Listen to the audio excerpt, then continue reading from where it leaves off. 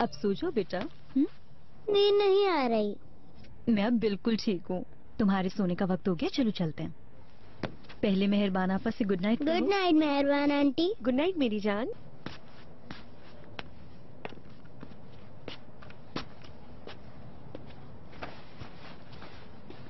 शहजाद, क्या हुआ तुम्हें? कैन सामने था इसलिए मैंने पूछा नहीं। अब बताओ क्या हुआ? मुझे खुद नहीं मालूम मेहरबान आपा, शायद थकान की वजह से।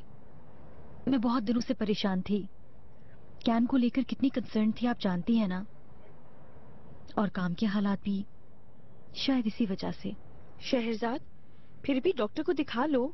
नहीं मेहरबान आपा, मैं ठीक हूँ। देखो, ठीक हो ये समझकर लापरवाही मत करो, कुछ भी हो सकता है। एक दफा डॉक्टर से मशवरा कर लो। नहीं आपा, बाकी मैं बिल्कुल ठीक हूँ, बस चक्कर आ गए थे। कैन ठीक है, अब मैं भी बिल्कुल ठीक हो जाऊंगी।